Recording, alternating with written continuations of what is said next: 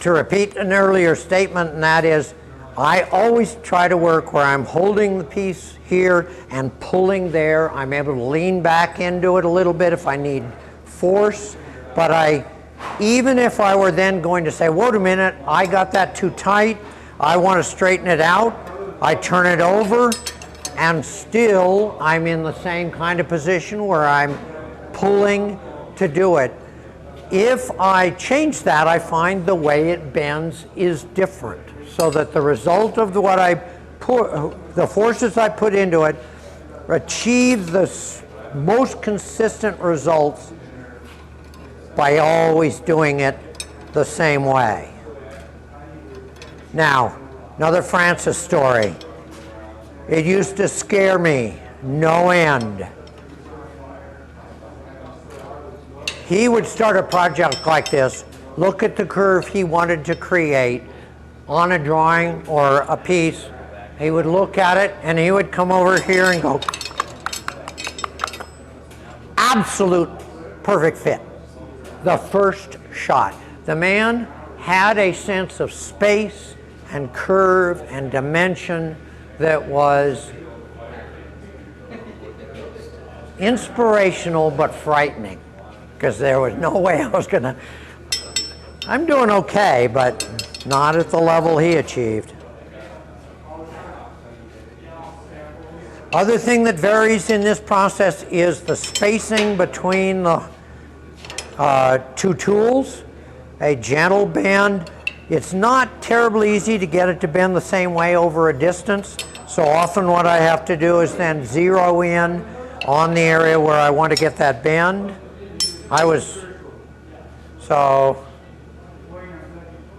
we're getting close to those two being in the right position. Again, we can hold the weld itself and bend out a little bit beyond it.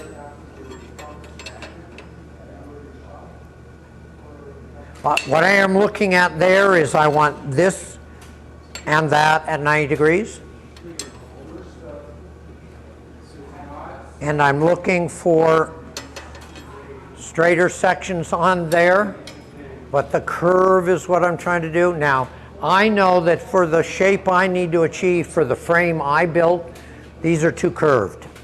That I will have to come back, straighten that out in order to achieve the shape for since I started with how big a frame I was creating. Now the other thing I'm going to do here is you can see there's a twist in this. See if you can see that. That doesn't line up with the plane of these three. So I'm going to put this one in the vise and just bend those over to fit.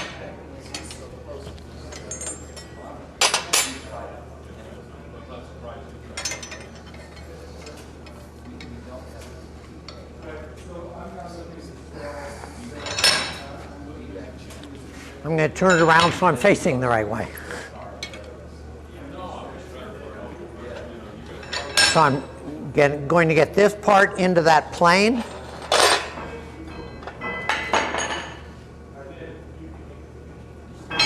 Not bad.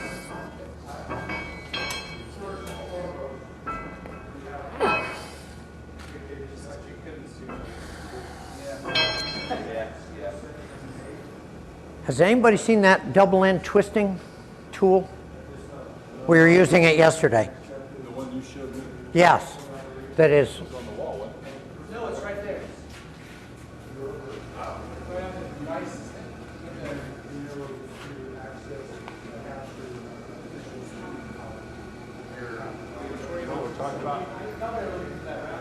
No, it's a double-handled thing with notches cut on either side of it. And it's very strong. There it is. I would like to just suggest this tool. I found this, someone had cut these out. I wish I had gotten their name. And what they had was this piece, but with bulk here and here with material to draw out for the handles. And I love this tool. And it doesn't do things like this easily because it gets in the way. But for pieces that are not circular, it's a fabulous bending tool, or twisting tool. So again, I wonder if I can, I have to go, I'm going the other way. I may be able to pull this one off. Nice. It worked the way I wanted it.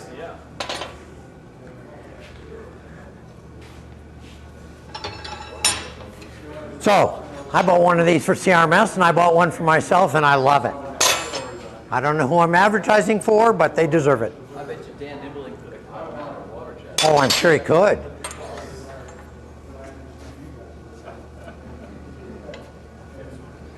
But somebody ought to at least have an intellectual patent on that. So they ought to get credit. And that's why I'm saying I don't know who it was, but I sure wish I did. You do your from the bottom. Yes. And you do that not so you can't see the angle, or what is it? Two things.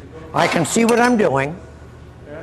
The other is you tend to relax this hand, and if you're here, it's awfully easy to rest on it and put a twist in it.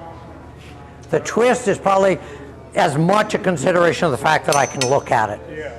Okay. I've got to try this. Those are two techniques. You work a lot of that smaller stuff cold. You work a lot of the smaller stuff cold. But I do. You want the truth of the matter? I'm a farmer and I don't do a whole lot of this these days. I must thank this organization because it got me into my forge for the last month intensely, and I have had a fabulous month. But no, I don't do a whole lot of this. Yeah, it's been wonderful. Thanks to Rocky Mountain Smith saying, hey, come demonstrate. I went, I only missed part of it. I had to go get the stuff for the mixer. I just wanted to know I wasn't ditching here. I'll accept that. Here's my receipt to prove it. Oh, okay. See where Dan went? I didn't. You wanted him to pay for it, huh? No, I already paid for it. I want to give him the receipt. Yeah, so well, I I- have to have it. Yeah. What's the first rule of a fire before you're going to do a forge weld? Get the goddamn clinker out. Clean. Well, I'm then over there being embarrassed that I left a clinker, and then I'm going, hold it. it's part of the The lesson. first rule. Well, they. Oh, yeah, yeah, I thought I got most of it. yeah. Well, how on earth can you work for the length of time with a fire that you did and not have lots of clinker in there? And I actually was doing the fire exactly the same way you described. It was just heating it faster than I could cook it. Right. Oh, yeah, yeah, yeah, yeah. Well, given the piece you were trying to heat, my lord. And then I found Yeah, well, that is one aspect of my rendition of this, in that my floor is at the level of the firebox. well, that was what I suggested too, Matt, was to put a layer of brick in there, because that's what Yes, I did in mine. you bet. That's what I did out here, so I'm not having to lift this coal up onto my fire pot. Look at all that fly ash go. Yeah, yeah, yeah. Huh? Trying to record him while he did that last time. Okay. We still on? Okay, let's see if we can get this to the point where we'll be able to weld it.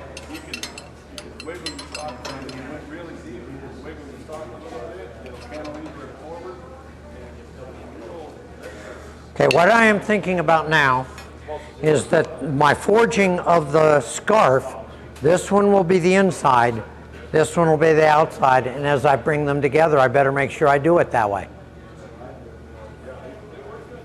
Forging fast and tweaking it forever.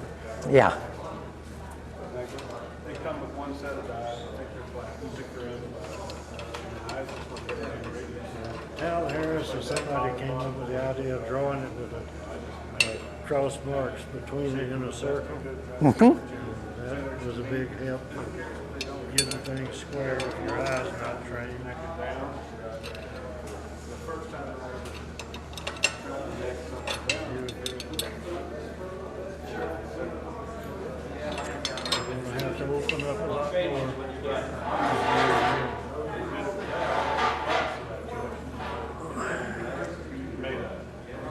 Well, what I usually do is close this here with the thought of forge weld, then that I have one place to open it back up or to allow it to open. So ideally I would then have that warm as I do the weld. It'd be the only one you have to worry with. Right.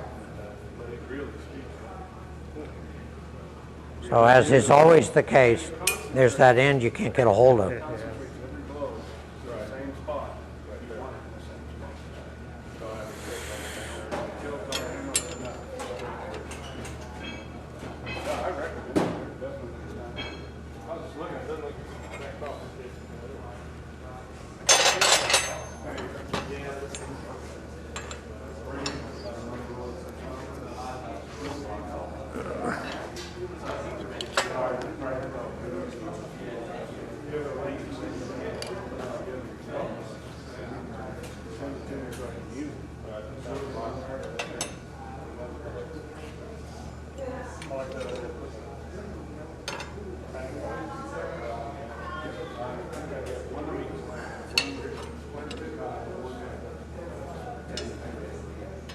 I'm very close to being in a position where now all I will do is overclose this side in order to bring the scarves together for preparation for the weld.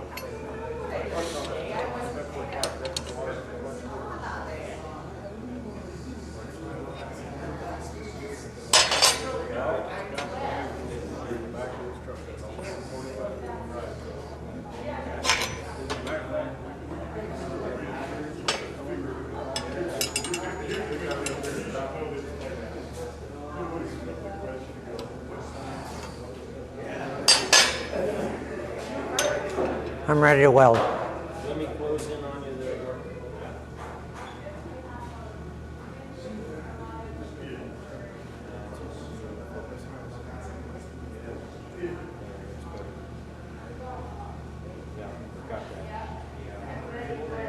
End at this point.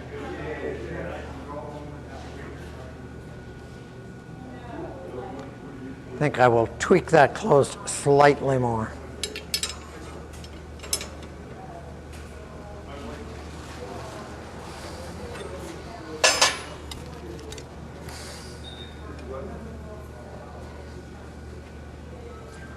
Now we see if we can pull off the weld. Final step. Yep.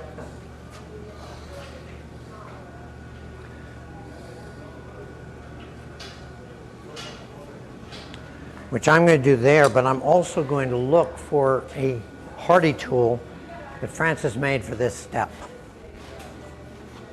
See if I can figure out where it has gone.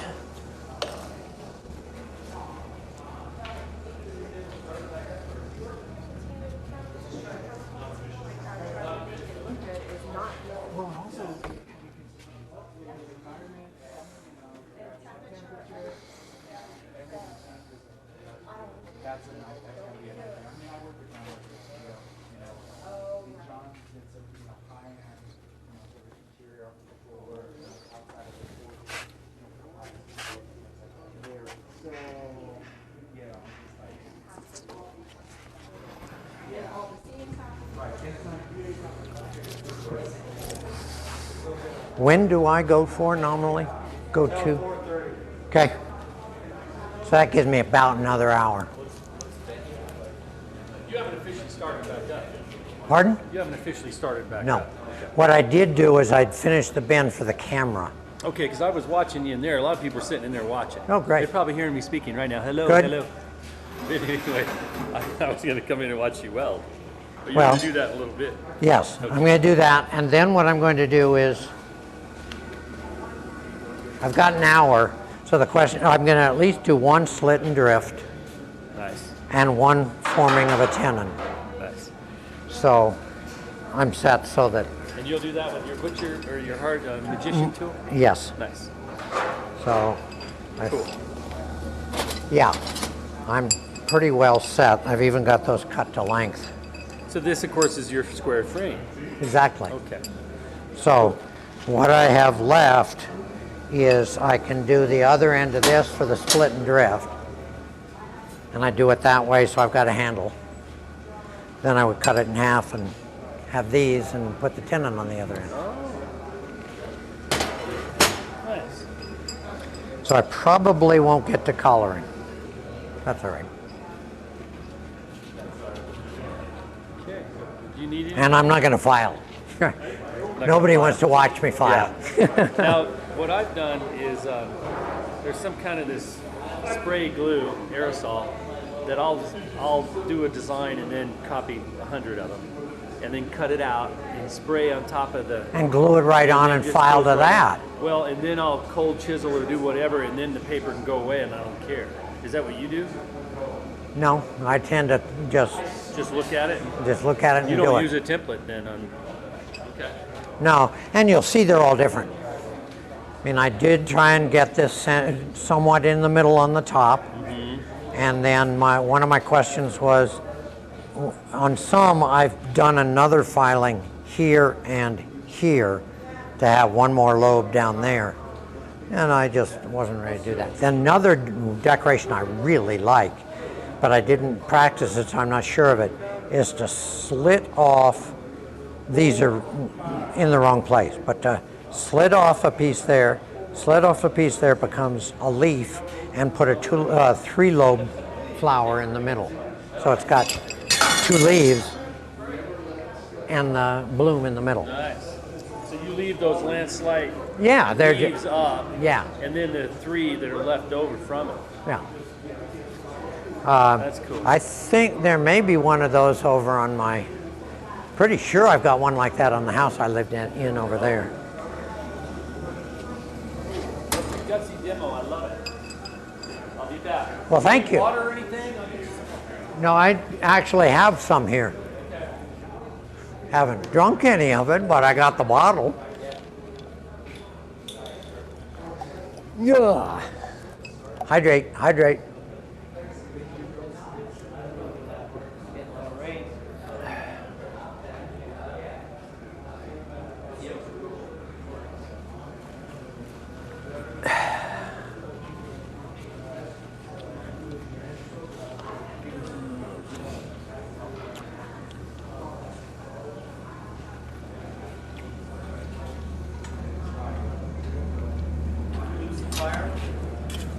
Not completely, but we better get it back.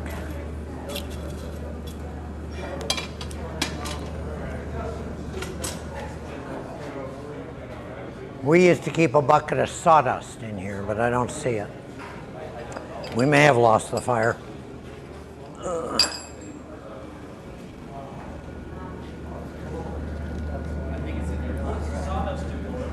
Pardon? What does the sawdust do?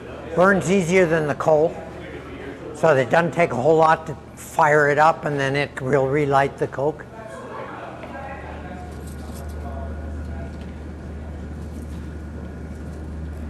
I think we lost it. Okay.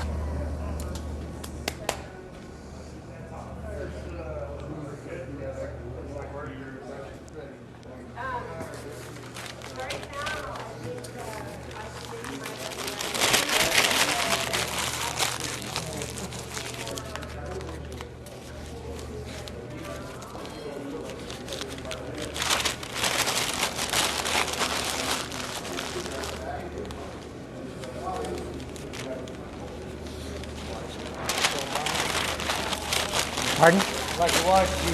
You bet. Anybody got a cigarette lighter I can scrounge? Thank you.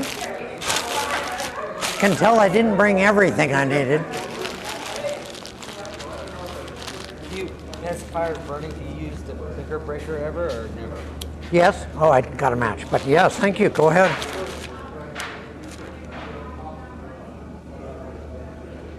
How are you? I'm well. How are you, Gordo? I'm doing well, thanks. Good to see you. Good to see you. Thank you.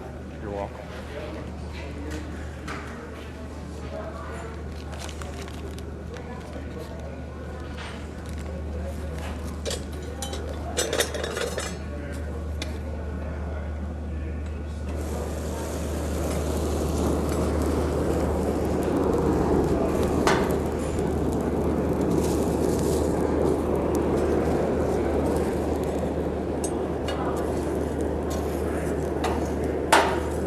That stuff on that side scares me a little because it has cinders in it that are immediate clinker formation.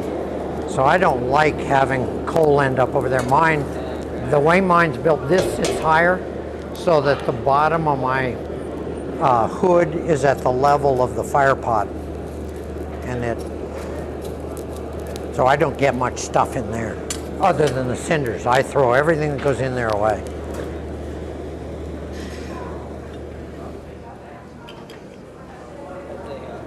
Barrier competitions. I see how they like their forges. Because half the guys have propane, and half the guys have coal. And they just take a bucket, a shovel full of coal, and stick it in the guy's propane and light it down. That's the only way I've ever seen it did. That makes that look pretty easy.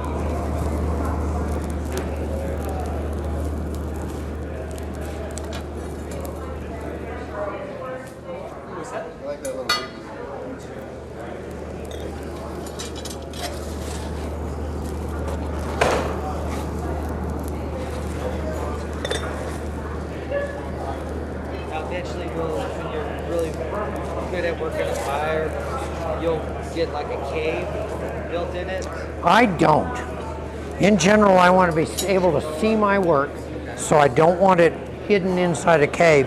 What I want is coke loose like that in the top of my fire. With coke, I can be shoving down in so that I am sure I'm burning coke, and then I just keep chipping in coke as I make it, keep it wet, make more coke, bringing it in, so on. Is that cheaper to make your coke like that out of coal? It's different coke, very different coke. The stuff, commercial stuff, burns differently. It's not bad. It works. You can forge with it, but I've just never used it. We had a couple bags of it here that somebody just brought, and I never even experimented with it, but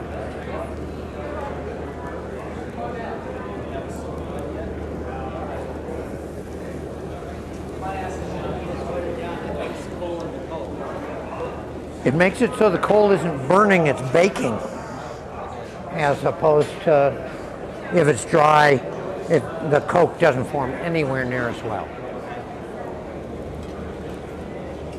Now, I like my fire better. I didn't inherit it from somebody else. Don't want to say that too loud. Where's Scott? He's not listening. Good. He'll see. If they're taping me, I'm in trouble. I'm not on record now, am I? That depends on what you have to say to the editor. I was just bad-mouthing somebody, so it's just as well.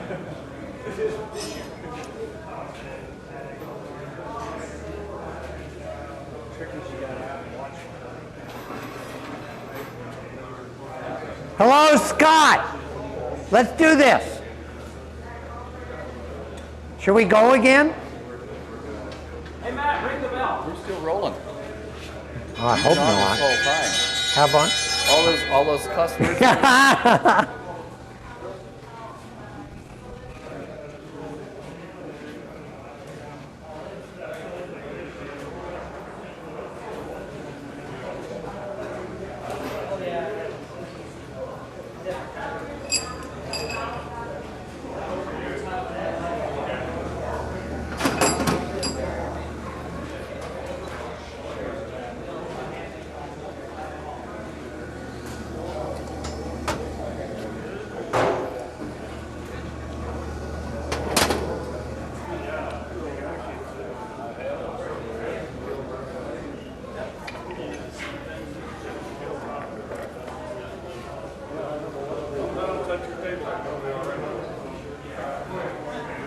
You were on record.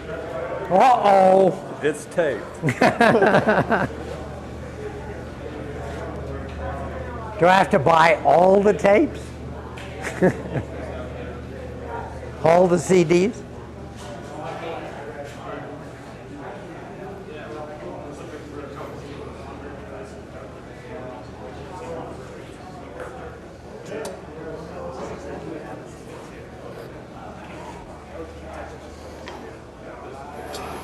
Good. I can do it on either one. So I'll do it camera-wise here.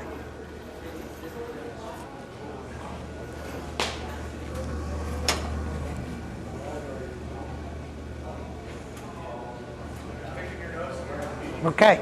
Are we ready to go, Jen? All right. We're going to go back to playing. Appreciate everybody sharing this with me and being tolerant with my successes and foibles. So the next step is going to be to close the ring of the quatrefoil. This is not as well shaped as I would do if I just wanted to sit here and have it pristine and not bore you. But what we're going to focus on is the weld. And so what I've done is I've bent it in such a way that I've positioned those scarfs the way I want them. They're pretty well. If I overlap them too much, I get too much material there and have to forge it back out again. If I don't get it enough, hey, I don't. Hold on for a second. Look at it. This guy, no matter how the class goes, please, if you want to talk, go outside. Your voice is no more important than someone else. Okay, so we're going to forge weld that. Here we go. Let's hope. Now, actually, I'm going to back up one step, because one of the things that Francis told me was never forge weld first thing in the morning. I just rebuilt this fire, so in essence, it's first thing in the morning. I'm going to do something else to have the fire mature a little bit before I do this forge weld. So, pardon? Coke development. Clinkers are good. I got it really cleaned out. But I probably, it may have been sitting there long enough to have some good coke for this, but you want the cleaner the fire and the more coke oriented, completely, you would like it ideally completely coke oriented, so there are none of the volatiles from the coal to poison the weld. So I'm going to let it mature a little bit, so we're going to take it, not a tangent, but we're going to shift gears for a moment. So I'm going to talk about the steps to make the frame, and what this frame has in it are 4 identical units. The end of the unit has been slit and drifted into a round opening. The other end has been formed into a tenon. So I'm going to start that process by slitting and drifting. To help in the orientation of that process, I have drilled 2 1/8-inch holes, and the distance between the 2 outside of the 2 holes is slightly less than the circumference of the 3/8-inch circle I want to end up with. So that it's slightly less so that I can tolerate stretch of the material as I drift that thing out. So I am going to get it hot, slit it, and then I will drift it. Is that slightly less than the circumference or slightly less than half the circumference? Half. Yes, thank you for the correction, Eric.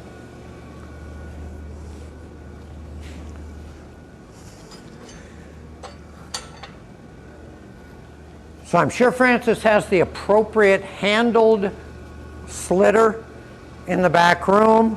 I made this, I bought, or I think maybe it was silent auction. I got a silent auction of a bunch of tread material. I have no idea what this metal is, but it works wonderfully. It's hard, it took an edge, and it's been holding it well. So.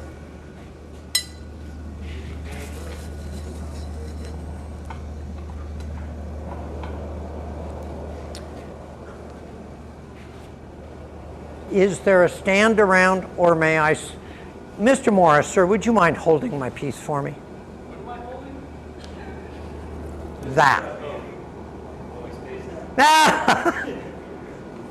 Of course you had to ask that question. Okay, we're going to work there, but let's remember the camera. So I'm gonna start centered, and then I will, when I'm about to go through, I'll go to the Pritchell.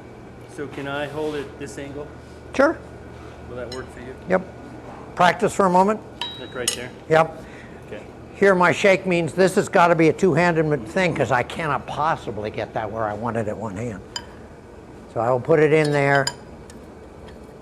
There's the shake. Get it centered. Start it on this side. Turn it, please. Start it on that side. And once I've got a guide on both sides, we'll go back to the fire and I'll drive it in. Okay. And you want to man your own fire? So Yes, please. I will hand you the piece. Thank you.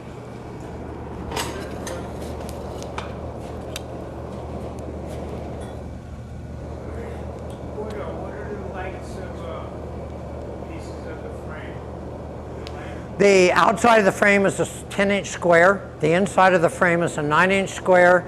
So actually the distance, and I've got a jig, I'm going to show you how I do that, from the shoulder of my tenon to the inside of the hole I create is 9 1/8. One of those is the 16th, which is the shoulder of the tenon, and the other 16th is for it to cool off and shorten after I measure the length in the jig. So the actual distance between the edge of the hole and the shoulder of the tenon is 9 1/16 inches. The 1/16 is the shoulder of the tenon. Okay, let's do our marking, Andy, please.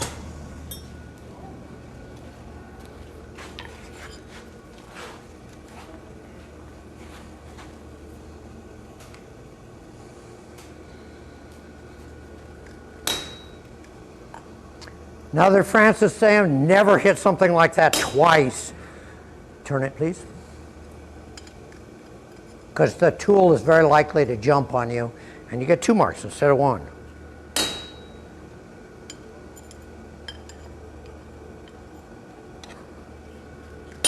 Thank you, sir. Let's get some heat.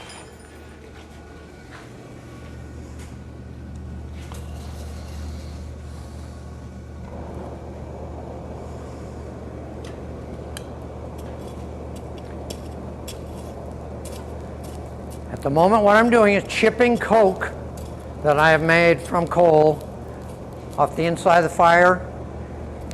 As my fire ages, I may want to be pushing that material down in. As the fire matures even further, I've got coke all the way around it, and I would push green coal in around it to make more coke.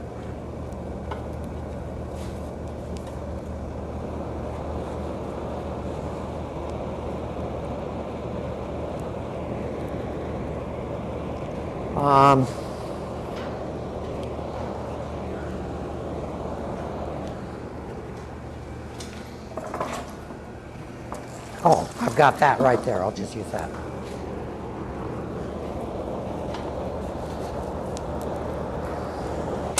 Andy, please.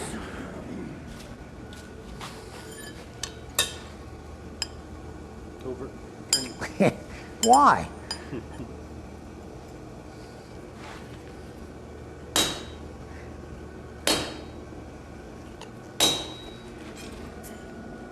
Again, I have no idea what this steel is. Turn it, please. Seems like it's holding up. Yeah, it's been doing a really good job for me. Okay, let's try another.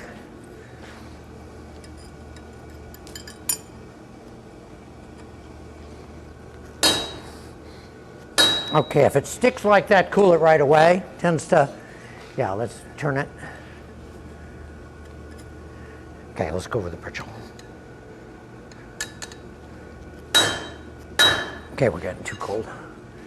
Now, the other, how are we doing? Have we? Yeah, you're starting. Okay, there is one step towards the end of this process where that chisel rarely goes through point to point on the two sides, and you leave a little material in there, and it actually chips out of there best when it's a little cold. So that the last step before I switch to the drift will be to go in and clean those little pieces out of the inside.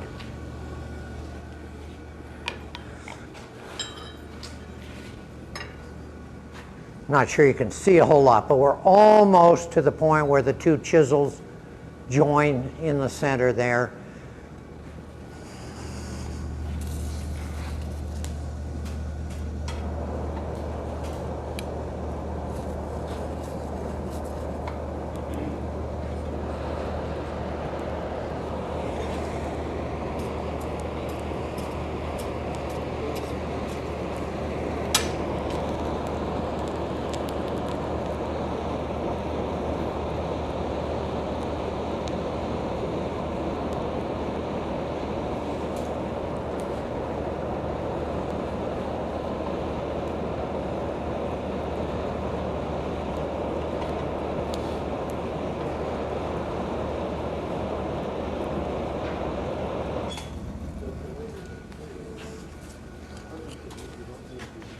Rachel. Thank you.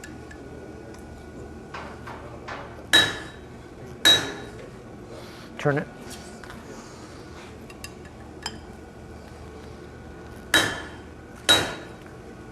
Turn.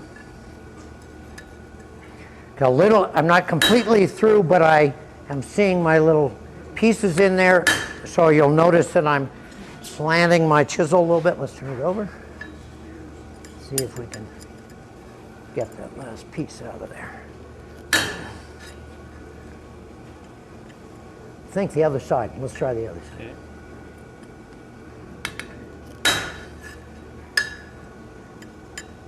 Ah, hell with it. Let's just go through. Okay. We have opened that through. No, behind it. Yes, sir. What the lesson Andy just reminded me of is a critical one.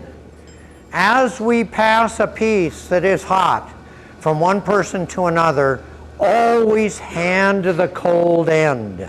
And by reversing it that way, I am clearly saying grab there. Don't grab up here, because if I hand it like this and a person grabs there, they've got the hot. So please, Francis, I guess, a guy came out here, I don't remember who this was either, was here for a 2-week one-on-one workshop with Francis, and he handed him a hot piece, and Francis said, "Don't you ever hand me a hot piece again." And he did it a second time. He said, "You get one more chance." And he kicked him out on the 3rd day of a 2-week personal class. But I agree. Don't burn our friends. And Andy just reminded me of that. I didn't want you to throw me out. That's right. So next is the drift, and I just made this out of 3/8 inch cold steel. Turns out that my tenons are work fine with it. If I was actually using 3/8 inch material, I might want to upset the center of it so that I drift it slightly larger. Did you, on the drift, did you taper the back end of that a little bit? And did you upset it in the middle a little I did bit? not. That's what I was just talking about. Okay. That given what I'm going to show you for my jigging, for my tenon tool, that works great. The shape is the right size.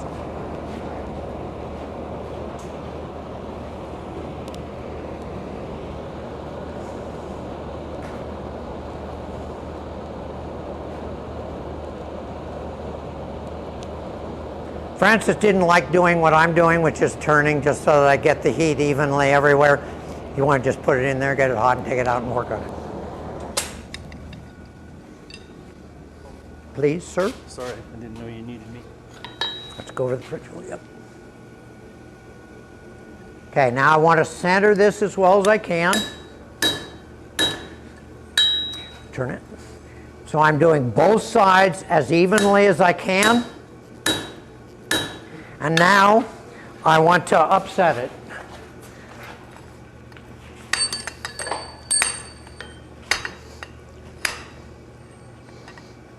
Again, trying to be as symmetric as possible. So ideally, I would take that to a rectangle, or even a circle best. And then now go hot, and we'll put the drift through it again. Sorry? You can rotate it a little.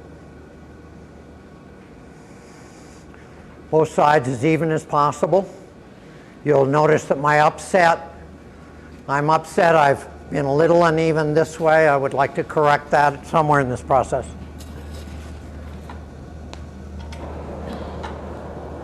Somebody was mentioning about this process with wrought iron, and correct me if I'm wrong, you couldn't work this end to close to the end of the piece because of the fibrous nature of it. It would have split right out to the end. Tapered in it, folded it over and welded it. The fiber runs around that arc then, right? Is that why you do it that way?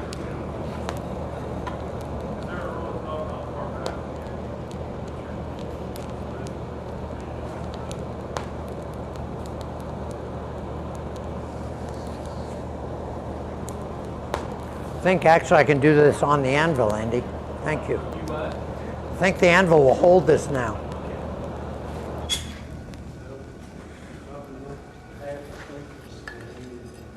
What did I do with my... Thank you.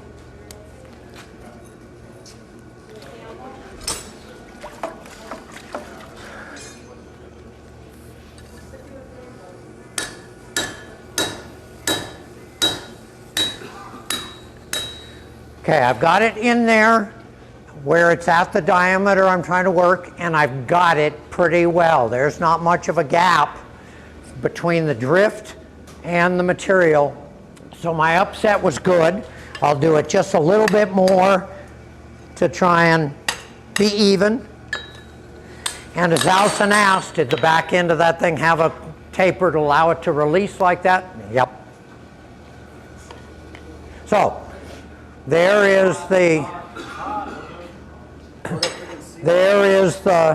hole which will receive the tenon in the corner of the frame. So for the live audience here. Now I have a fire that I'd like to weld in, so I'm going to go back and weld it. And I often work this way at home, where I set my work up so I have a non-welding operation to do first thing in the morning, and get my fire ready to be welding. Whether in fact that makes a huge difference, I couldn't vouch for, but I believed him. Convenient pair of tongs. They are particularly for this purpose. They're a ring tong, and they allow me to have the piece sitting flat on the anvil to work on it.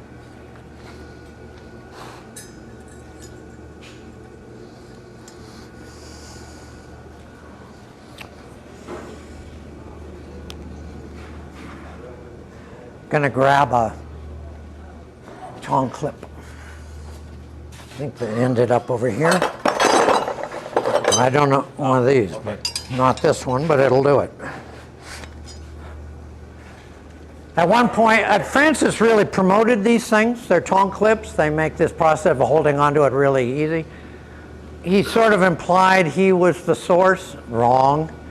And what I loved about it was he made this statement at a meeting, and the guy in the audience said, I developed that.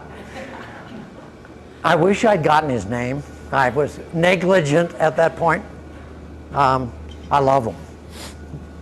Again, one of those things that don't mind advertising. I wish I could credit the person to whom it is due.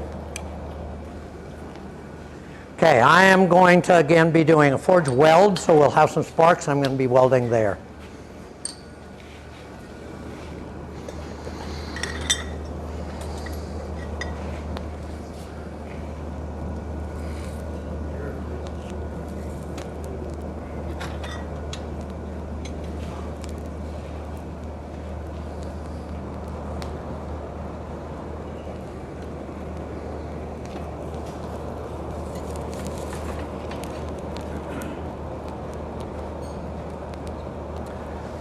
The actual most difficult part of this process is making sure that the inner scarf is up to heat as well as the outer scarf, because I can't turn it to have it on the bottom in the fire.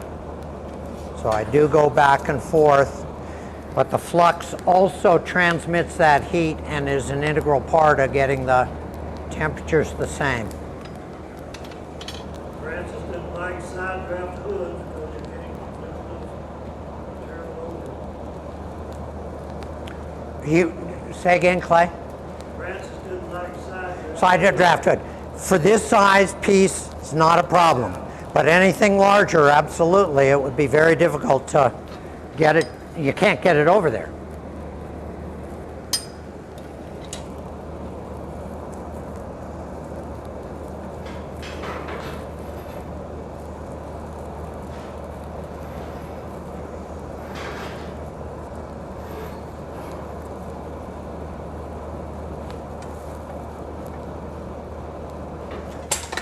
Sparks, welding.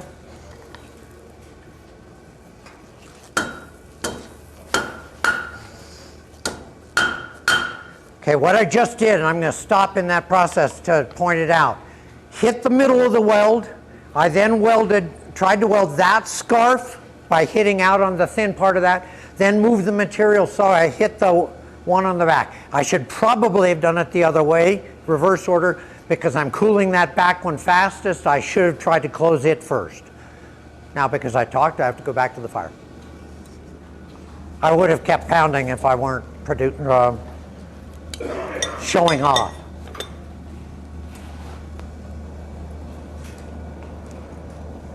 Another thing, fairly mandatory to shape the weld area now, because it will be the stiffest section in that area.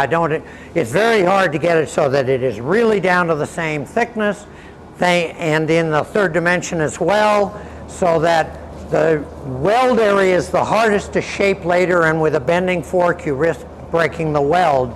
So as much as possible, I want to get the shape of the weld itself in its final form as part of this process.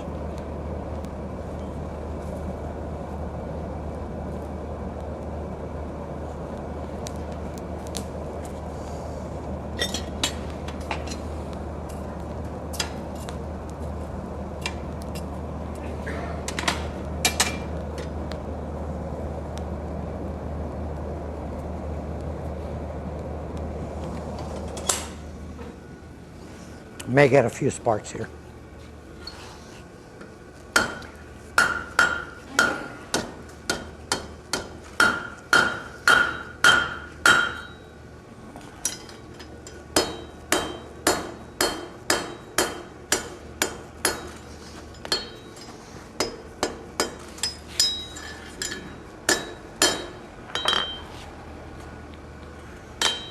I think I've closed my two scarves, but I'm going to go back and get it hot to risk that as little as possible.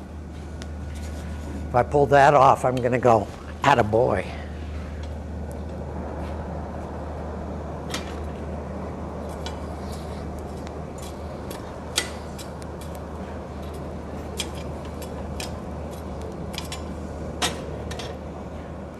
Am I working okay for you guys?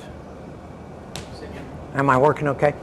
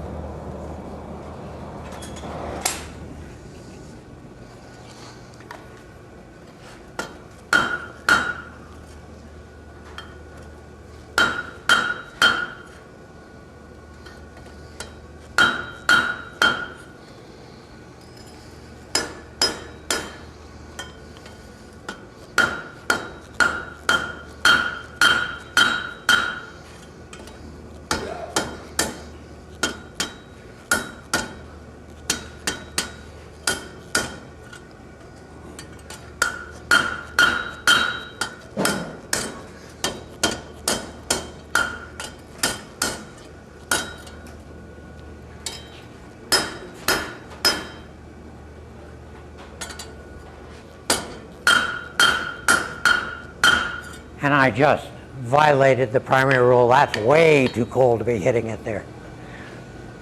But it held pretty well. I think at this point I will stop for observation's sake. I'm fairly close to the same dimension as the rest of the material.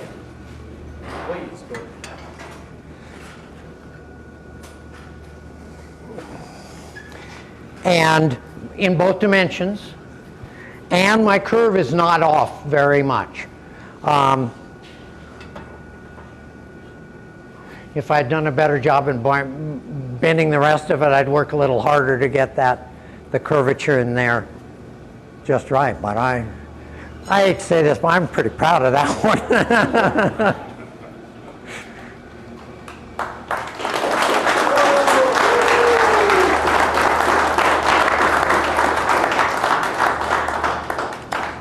And relative to another, this has James Honig's name on it. Okay.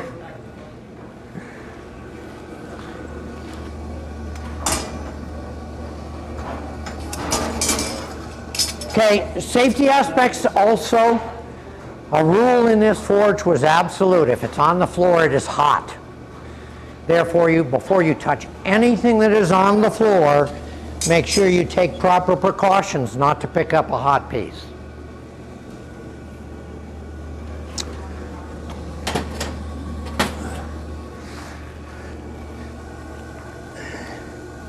And Francis's method was feel with the back of your hand, and you certainly can feel the heat if it's anywhere near burning you. Then touch once, because your tendency when you panic is to close your fist. Therefore, don't do it this way. You would close on it.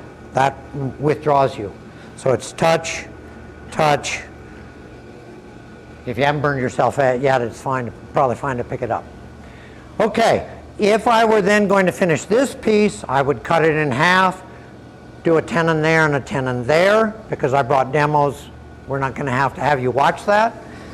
We'll do the tenon now. But I have at least 2 of them ready to go. This is what I am after as half of my frame. And so you just observed the process of creating the hole to receive the tenon. And now I will discuss the tenon. I'm going to get one more piece of equipment.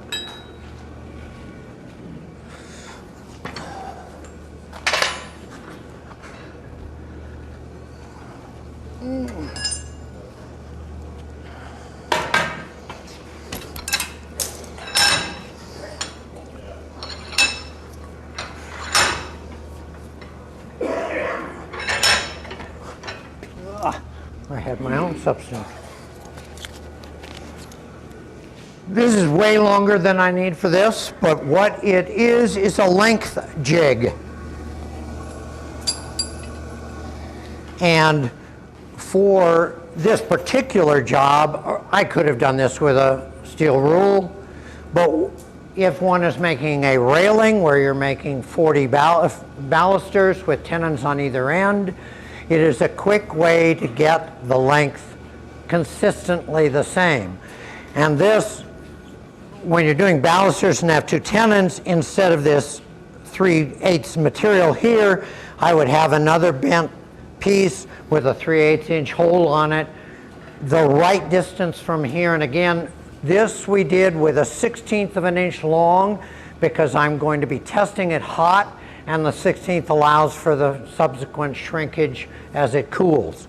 So what I have here is the ability to find out how long I want that piece when it's finished. At the moment, that's got its 1/16 of an inch heat shrink play on a cold piece. So to begin with, I put a different piece that is set to receive that material, put it in the same position, and strike a mark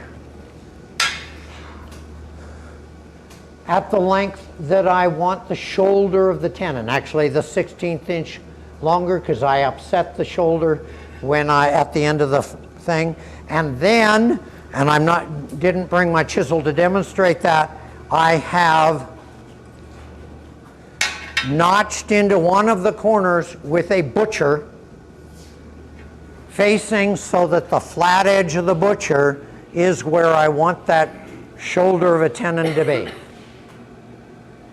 Next step is going to be to cut with a butcher that shoulder all the way around. I purchased a pair of dies for my Smith & Magician that cuts that shoulder.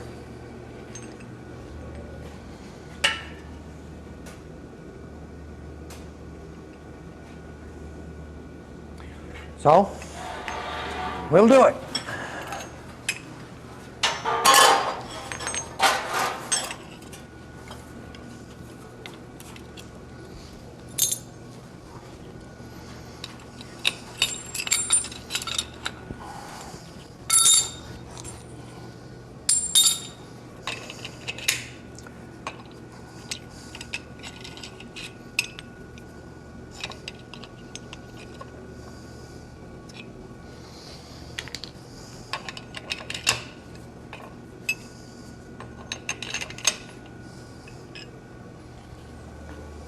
An observation only.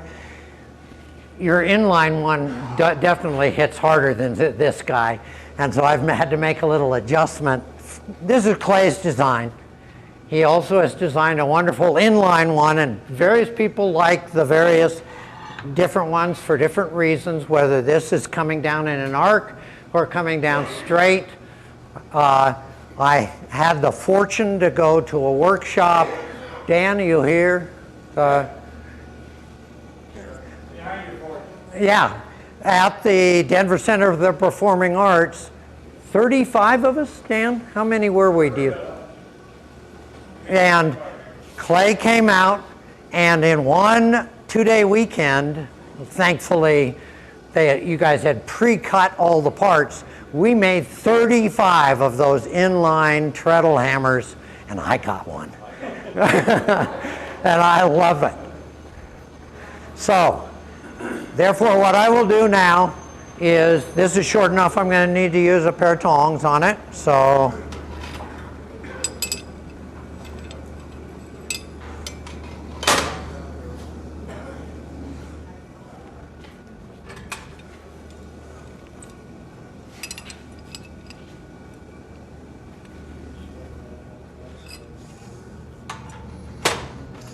yeah. Some box tongs are shaped differently than others, and these are big enough to allow me to have that hole in there. Mine has a little bit better opening in there, and it fits even better. So these aren't lined up quite, so I'll have to stay focused as I cut that shoulder.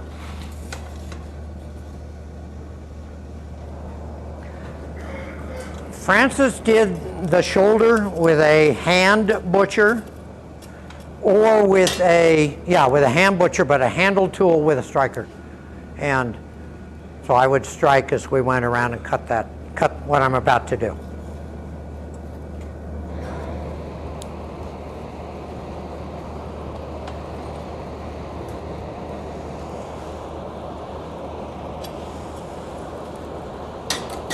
But this is a Francis rig.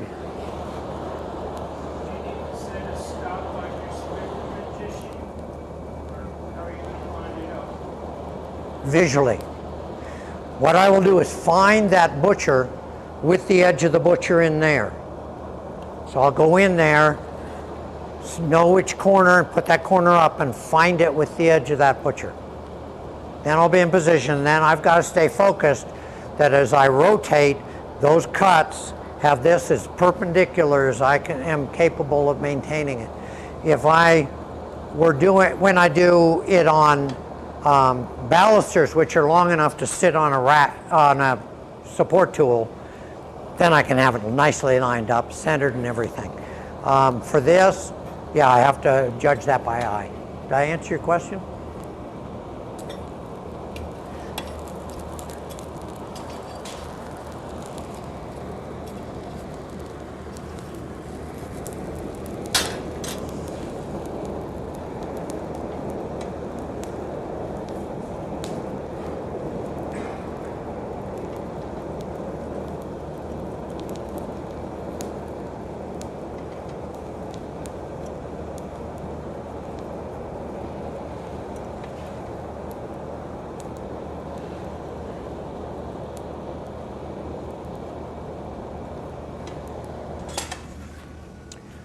I don't do this quite as hot as I will do the next forging. I'm looking for my little notch. It's right there. I put it up, feel for it and see it.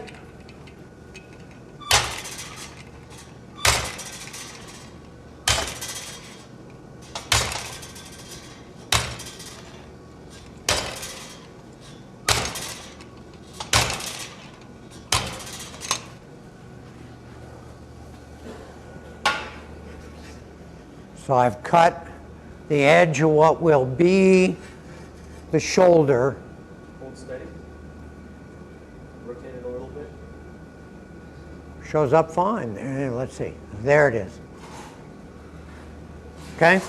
So what I've done is I've established the shoulder, and in answer to your question, it was visual. I think I did a fairly good job of getting that straight all the way around. And that's critical. That's an important part of this process. So now I go in a couple of steps. I have another tool that I will now draw that down with, which is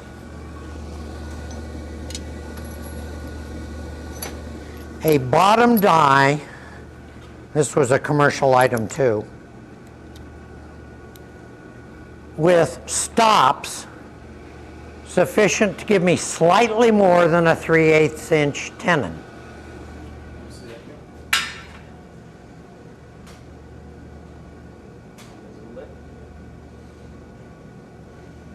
They are sitting in grooves on the side. That's just cold 3/8 inch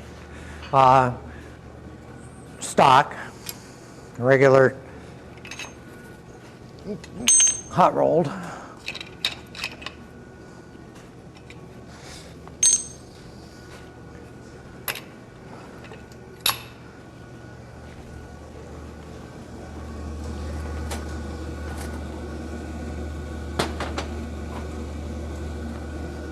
I can use that.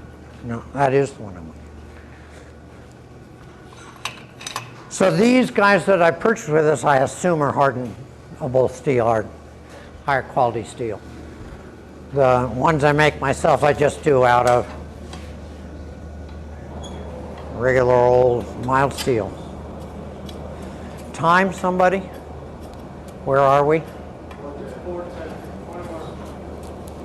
I go to 4:30. I may make this. I won't get it assembled, but we'll get a tenon.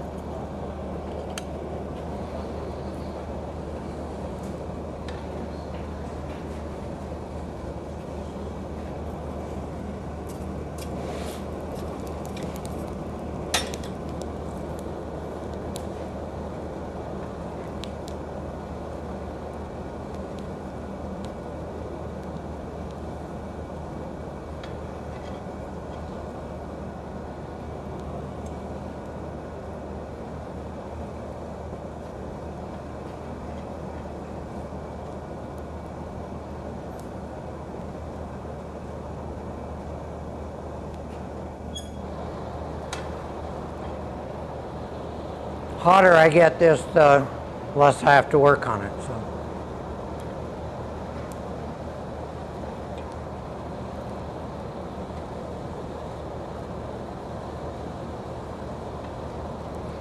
And I must say that actually I appreciate the time that I spend on my own work where I do just heat in the fire, get it where I want it to.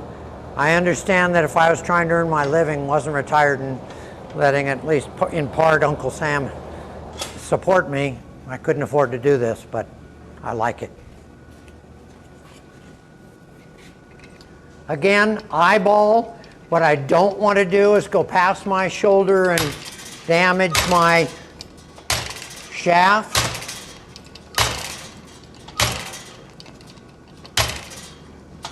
As I start to get more of a lip there, I can work in towards that shoulder, using the shoulder itself for orientation in the tool.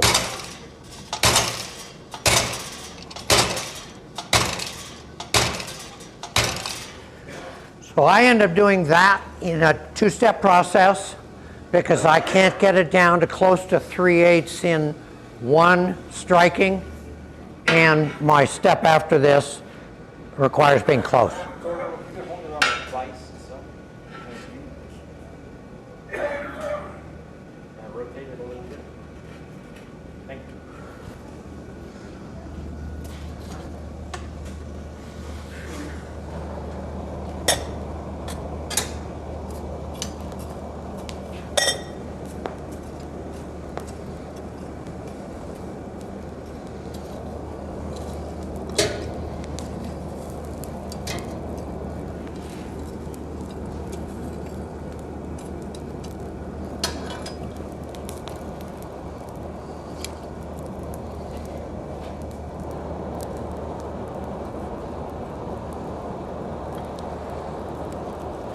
One aspect of a fire, and those of you that are more metallurgically experienced than I, low in the fire because the air is coming up from it is rich in oxygen. I don't want my metal there for risk of burning it. Center of the fire, if I've got it correctly built, is a neutral fire, is where I want to be heating the material.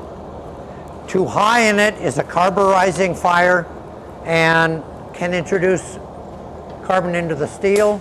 That's a bad guy too. So ideally, I want to be right in the center of the fire.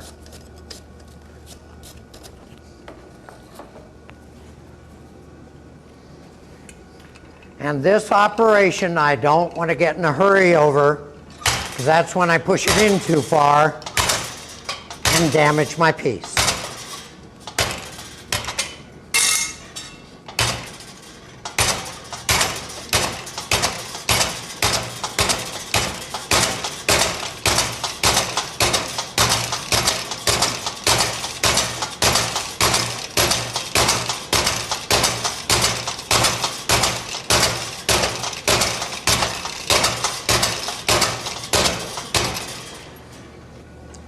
Much closer to 3/8 inch.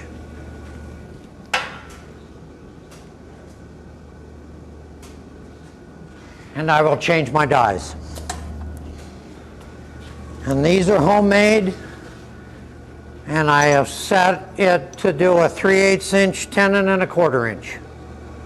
And had I really thought about it, I would have offset that 3 a little bit and made one slightly larger to be part of the drawdown process.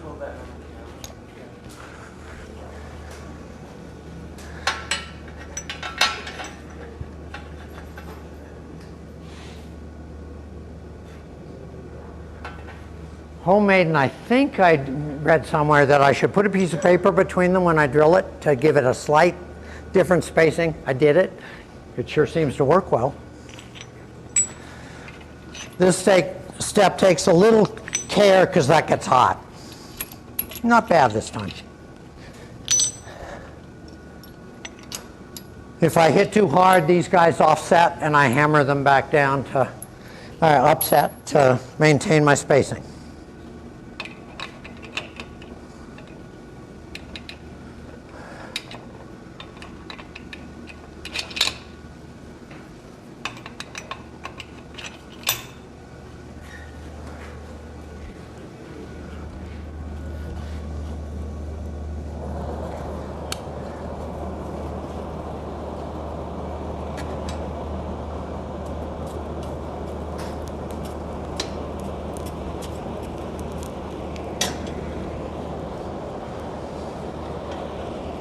I would like to say that it has been a real pleasure to be granted the privilege of being here. And I thank Rocky Mountain Smiths and all of you for allowing me to do so, being patient with my successes and my failures. And if I can do this, any of you guys can do this. Step up. Let's have some other folks sharing their joys of this craft and their experiences with it and the people they have worked with. And all of you that have worked with me and have given me suggestions and everything, thank you, thank you. You're an important part of everything that's happening. If I attack this too hard, too fast, it pudges out between the pieces and won't turn. So, because I'm not down to dimension yet, got to be a little careful and a little slower.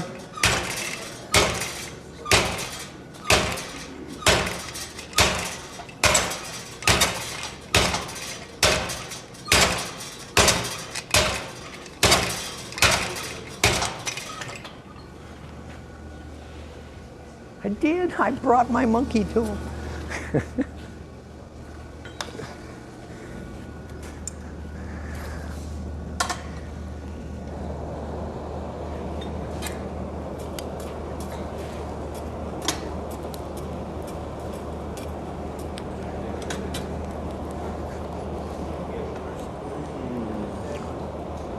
So I've had the honor and the privilege to work a master class with Clay. What kind of class did you and I do, Allison, together? Yeah, great. And talk about learning experiences. Those were both fabulous.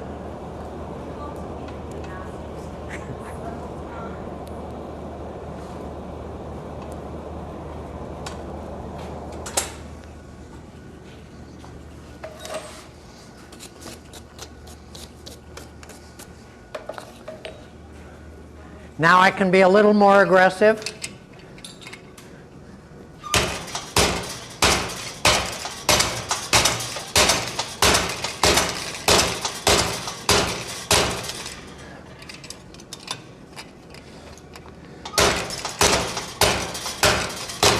And the finishing process, if I'm lucky, I've gotten it down and the monkey tool goes on. The finishing process will be to upset against the shoulder, rotating so I'm trying to be as unbiased in the direction I hit as possible.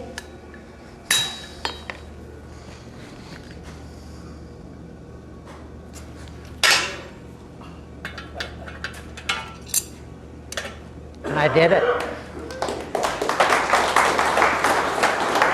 For this piece, that fitting is not critical, but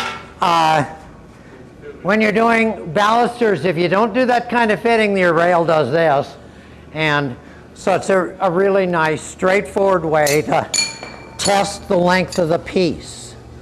So I think my time is up. Again, thank you all. Thank you for being at the conference. And as many as you feel motivated for it, come up here and enjoy sharing what you do with the rest of us. And I have enjoyed doing that. Thank you.